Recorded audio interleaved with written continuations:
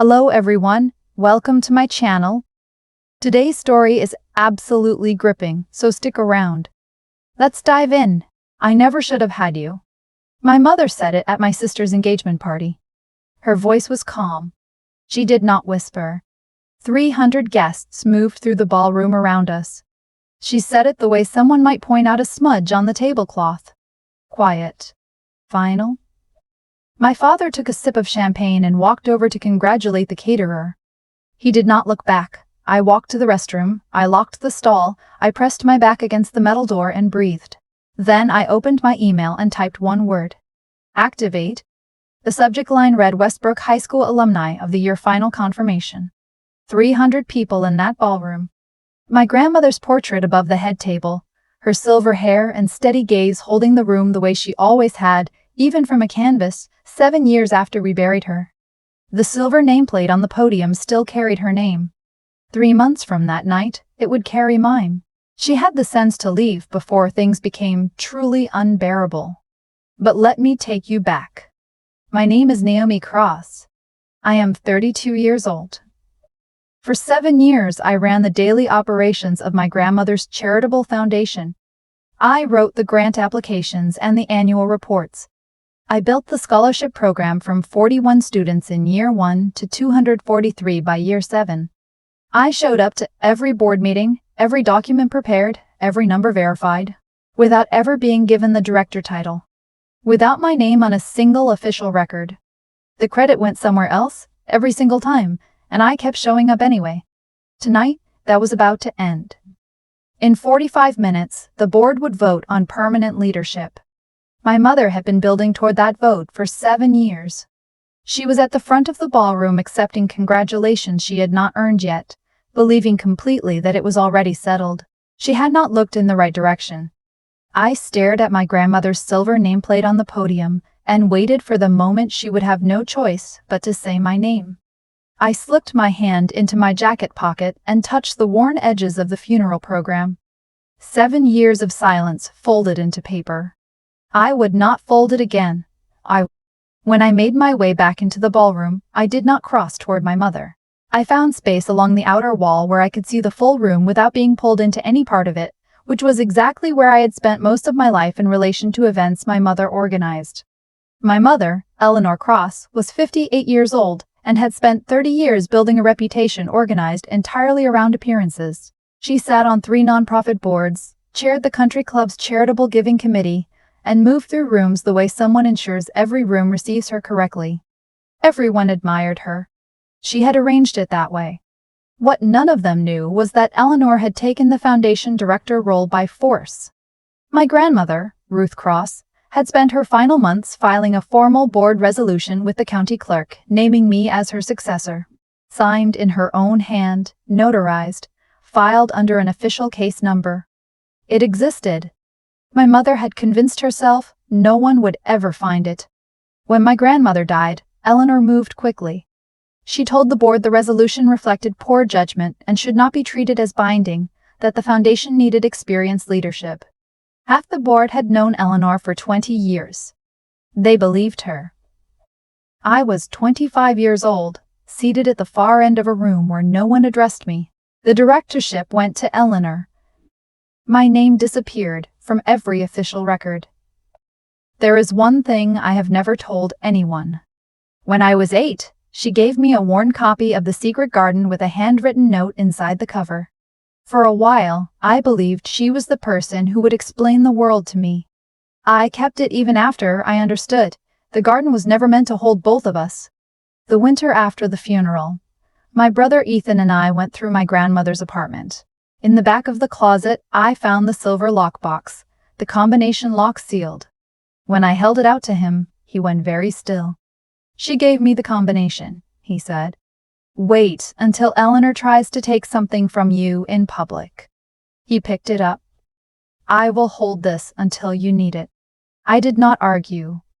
At the edge of the ballroom that evening, I noticed Mr. Sturster Ashworth, my grandmother's personal attorney for 30 years, standing near the coat check. He held a thick envelope carefully in both hands.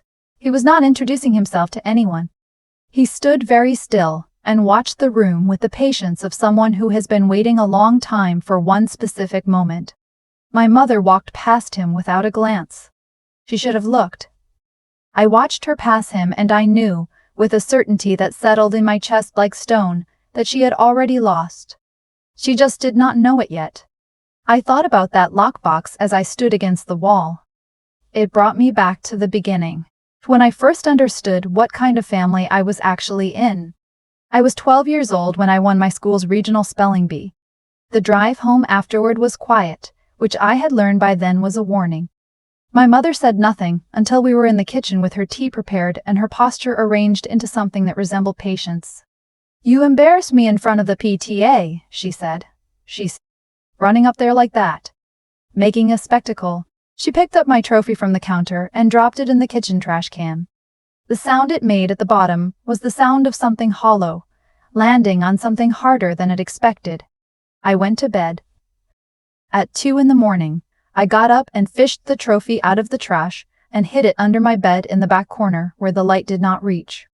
It stayed there until I left for college, a constant reminder that my best moments apparently belonged in the garbage. At least, my storage solutions were improving. Then came the college application season. My mother submitted Camille's application to the private university a full week early, with a personal reference letter from a family friend on the admissions board. She forgot to file mine until the deadline had passed. I found out on a Tuesday. By Wednesday morning, I had taken 2 buses to the public library, printed the state school's forms, and mailed everything myself with the last cash in my wallet, minimum wage savings and maximum paper cuts. But I made the deadline. I got in. I paid for it myself, year by year, in ways that made that education mine in a way nothing my mother arranged ever was. My grandmother's funeral was the hardest. I was 25. The estate attorney read the will in a private room, and before anyone could respond, my mother leaned forward and told him that her mother had been confused near the end, that certain documents did not reflect her real intentions. I watched it happen. I said nothing. When Eleanor turned away from the table, Ethan looked at me from across the room. He did not speak. He just held my gaze for a long moment. I understood that he had been watching too, that he had been counting. I kept the funeral program, the one where my name was missing from the list of people she had survived by. I folded it and put it in my wallet and carried it there for 7 years. Last year, my mother stood at the head of the board table and presented 6 months of my financial work as her own, citing my figures, using my framing, answering questions with answers I had written.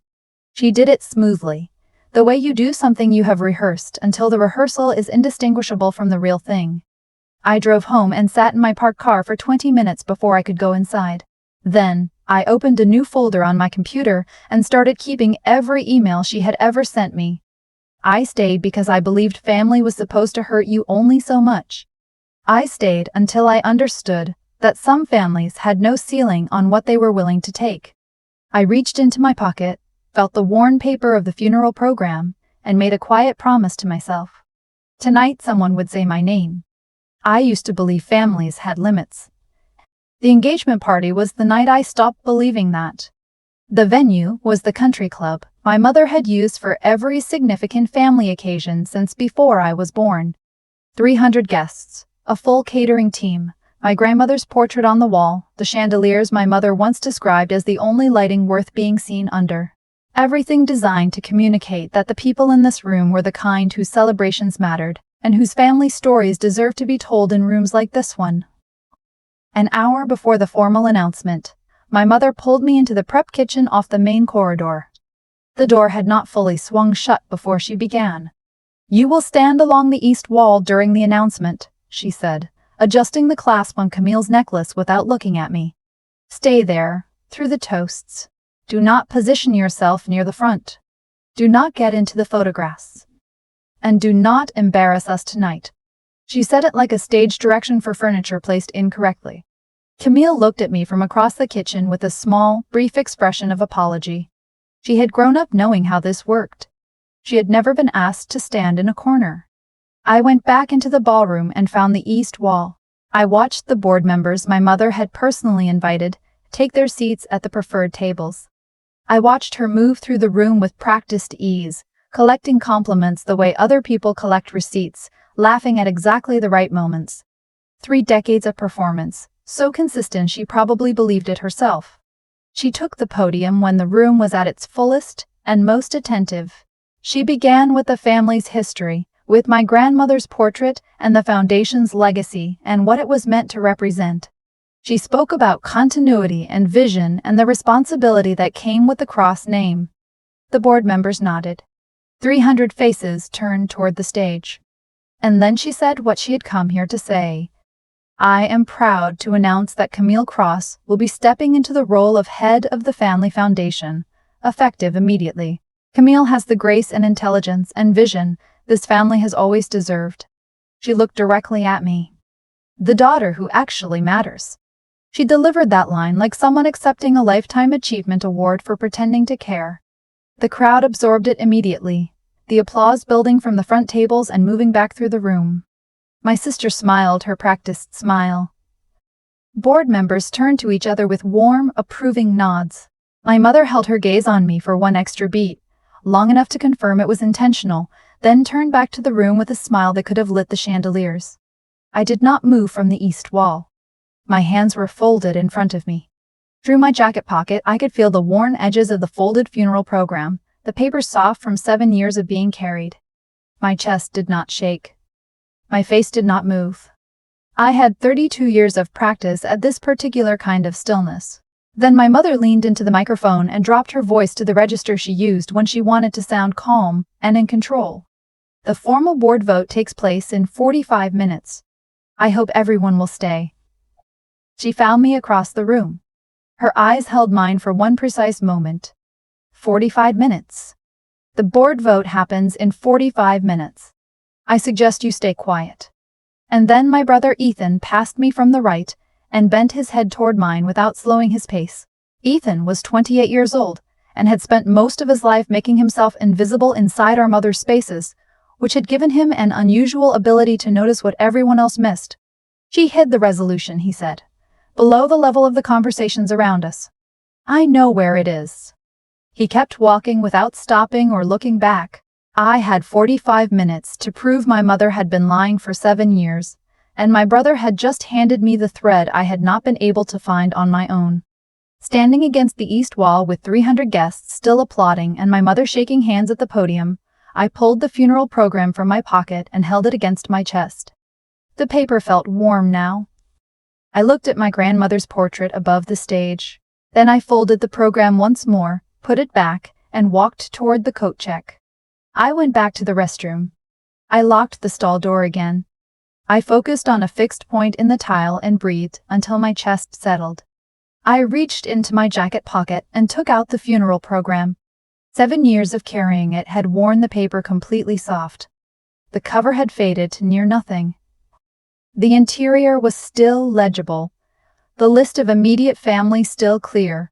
My grandmother had survived by 4 people. My mother's name. My sister's name. My father's name. My brother's name. My name was not there.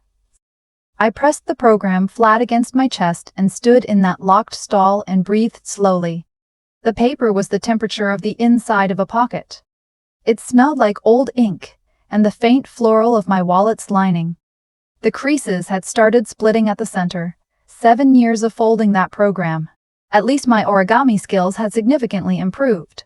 I went to the sink and looked in the mirror.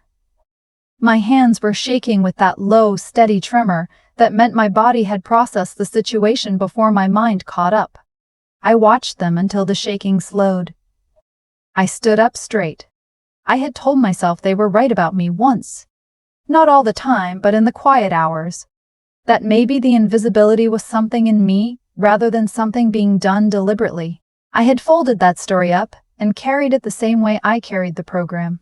I put the program back in my pocket. When I walked back into the ballroom, my mother was at the center of a group of board members, her laugh easy and warm, her posture that combination of authority that made people feel honored to be near her. No one watching would have guessed she had told her daughter she never should have been born 40 minutes earlier. 30 years of practice. I gave her that. I crossed the room directly to where Ethan was waiting near the far curtain. Show me where, I said. I did not cry. I did not ask why. I followed him. Ethan led me past the coat check. I glanced back once. My mother was still laughing with the board members. She did not see us leave. Ethan led me past the coat check and through the service corridor, where the catering team moved dessert trays in precise lines, and into a storage alcove at the far end of the building, where the venue kept folded banquet chairs and spare tablecloths, and everything a room needs that guests are not supposed to see. He reached behind the second row of chairs. He pulled out the silver lockbox. 7 years he had been holding on to it. Small and heavy and patient in his hands. She gave me the combination before she died, Ethan said, keeping his voice below the sounds from the corridor outside. She told me you would need it when Eleanor tried to erase you publicly. She used that word. Publicly. She said to wait until Eleanor was about to win something in a room full of witnesses. She was very precise about those conditions. She knew Eleanor would eventually go too far. She spent the last year of her life making sure it would not go unpunished when she did. He handed me a folded slip of paper in my grandmother's handwriting. Her letters looked exactly as they always had, careful and deliberate, like someone who believed that the way you formed things said something about your intentions. I opened the box. Inside was a manila envelope of the heavy kind, used for documents meant to survive. Inside the envelope was a 2-page resolution on paper, slightly yellowed at the corners, but completely legible throughout. Signed in my grandmother's own hand across the bottom of the second page, notarized with a seal that had faded but remained present, naming Naomi Cross as foundation director and successor. At the bottom of the page, in different ink added separately, was a brief handwritten note. There was also a note on my grandmother's personal stationery. 3 lines, written in the hand I had known since I could read. Careful. Deliberate. The same hand that had signed the resolution. Eleanor will lie. This document is filed with the county clerk. Case number 2019-100, 50842. If the stamp looks faded, call the clerk's office. It is in their system. The notary stamp was faded. I ran my thumb over it. She had anticipated even this. The clerk's office is closed tonight, I said. I know, Ethan said. He was already looking at his phone. Priya works in the county records office. She came tonight as one of the catering coordinator's guests. She is in the main room right now. He sent a message. We stood among the folded chairs in the dim alcove and waited. The sounds from the ballroom traveled through the wall in that reduced, flattened way, a room sounds from the room beside it, a current of noise without specific meaning. 45 minutes. The board vote happens in 45 minutes. I suggest you stay quiet. 20 minutes of those were already gone. Priya arrived 4 minutes later. She moved with the focused economy of someone who has already decided what she is going to do. Ethan showed her the case number. She pulled up the county's digital records portal on her phone and typed it in. The screen populated. All here, she said. Filing date, notary log, electronic seal. She turned the screen toward me. Look at the witness line. The signature of Eleanor Cross appeared on the witness line. My mother had been present at the filing. She had signed as official witness to my grandmother's resolution. She had known the document existed from the moment of its creation, because she had signed her own name to confirm it. Then she had spent 7 years telling the board, it reflected confused thinking, that no one should take it seriously, that it simply did not exist. She had buried a document she had personally attested to with her own signature. I almost laughed. She had signed her name to the very thing she spent 7 years hiding. That level of certainty is only possible if you are completely sure no one will ever look. She was sure. She had always been sure. That was the problem with Eleanor. Certainty and arrogance look identical from the inside. Priya was printing the notary log through a compact wireless printer she kept in her bag for field verification work. The county seal printed clearly at the top. Every field matched the original resolution exactly. She handed me the copy with the calm efficiency of someone who treats document verification as a routine part of any evening. Which, to her great credit, it clearly was. My phone buzzed. A second email from Westbrook High arrived from the principal directly, confirming tonight's alumni presentation.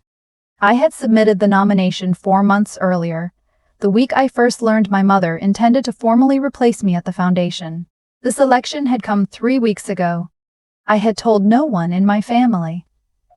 I had 3 things now from 2 completely separate and unconnected sources. The original resolution in my grandmother's handwriting. The county's digital notary log, carrying my mother's own signature as witness to the filing. The alumni recognition from an institution with no connection to the foundation, no knowledge of tonight's vote, and no reason to confirm anything except what their own record showed was true.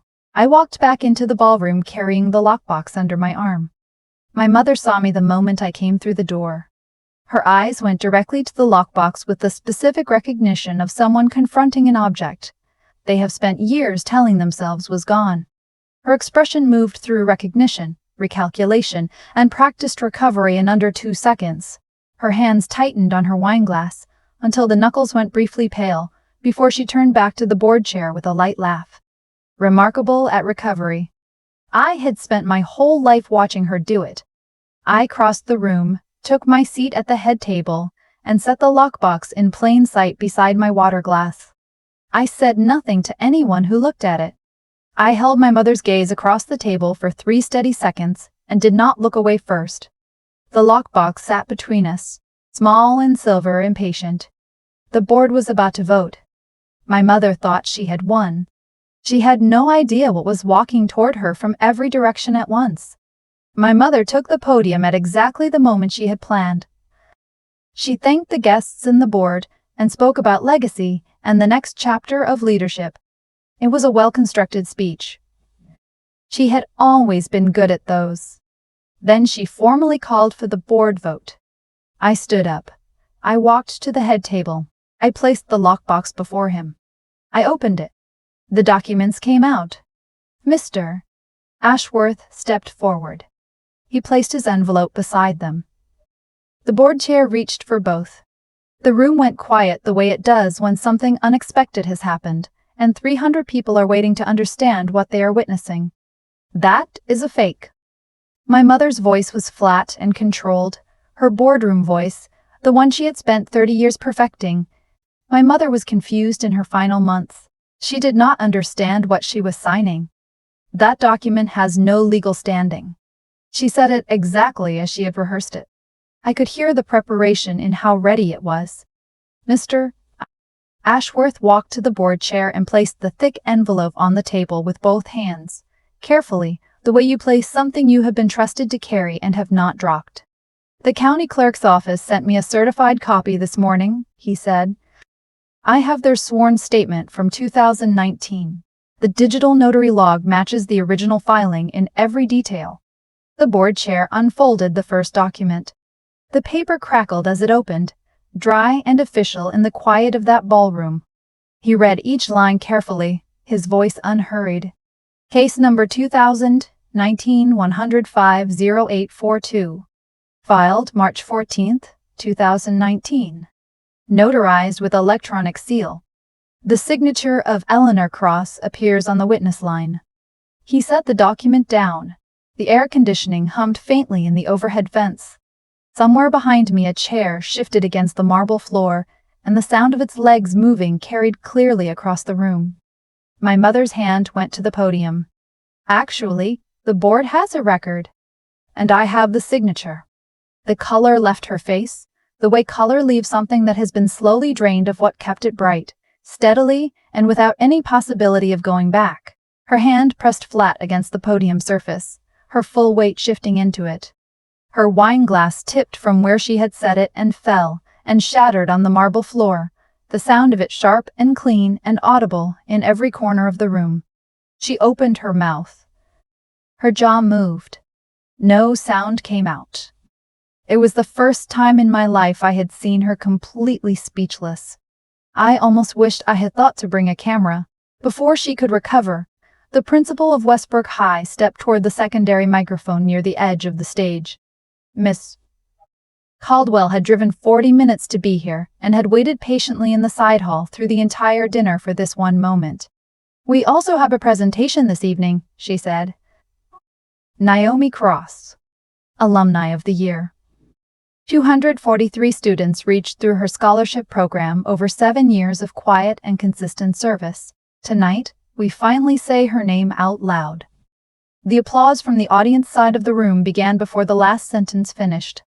My mother's head turned from the principal to me and back. That is not my daughter, she said. Louder than intended. Loud enough for the front 4 tables to catch it clearly. My daughter is Camille. Nobody at those tables had asked. Prius stepped forward from near the service entrance and handed the board chair the printed notary log with the county seal at the top. He accepted it without looking away from the documents already in his hands. Mr. Prass. Ashworth turned to look at my mother. His voice was quiet, the voice of someone who has been holding something carefully for a very long time and has finally been given permission to set it down. I saw what you did at the funeral. I stayed silent because your mother asked me to wait. But she prepared for this 7 years ago. Comment the word SEEN below if you believe some people never truly see you until it is already too late. The board chair looked at my mother. Then he looked at me. The foundation has a director, he said. And her name is Naomi. The silver nameplate on the podium glinted under the chandelier light. It still bore my grandmother's name. But I knew, in that moment, that it would not be for much longer. The board voted unanimously to reinstate the original resolution that same Thursday evening, and in the days that followed, working through Mr. Ashworth and the county clerk's office and the foundation's own legal counsel, every account, every donor contract, every active grant approval, every piece of operational authority, and every legal record connected to the Eleanor Cross Family Charitable Foundation was transferred quietly and officially into my name, processed through the proper channels with the documentation my grandmother had prepared 7 years before, the way things that have always legally belonged to someone tend to arrive once the person standing between them and their rightful owner no longer has the standing to remain. My mother resigned from every committee and board she had served on within the following week, citing personal reasons in the letters she sent to each organization. And 3 weeks after that evening, the country club mailed a formal letter to her home requesting the return of her platinum membership key along with any guest passes issued in her name, the kind of correspondence that includes no explanation or invitation to respond, because everyone involved already understood exactly why it was being sent, and what it meant for the life she had spent 30 years building around the perception of belonging in that particular room. I stood beneath my grandmother's portrait at the next annual gala, in the same ballroom with the same chandelier light and the same marble floor and the same silver frame, holding the same steady gaze that had watched over every cross-family occasion for 3 decades, and for the first time in 7 years, in front of 243 scholarship students and their families and the board members who had made it official, and every guest who had been there the night it changed. The silver nameplate on the podium carried my name. If you have ever done the invisible work, kept the records, prepared the documents, and watched someone else stand at the podium and receive what was rightfully yours, you already know that endurance is not the same as peace, and staying is not the same as belonging. When the person who caused the deepest damage in your life is also the same person who once stayed up through the night, reading to you until your fever broke, what do you owe them when the moment finally comes to choose? If this story found something real in you, there are more where this came from, and I would be honored to have you along for them. Some names just take longer to be said out loud,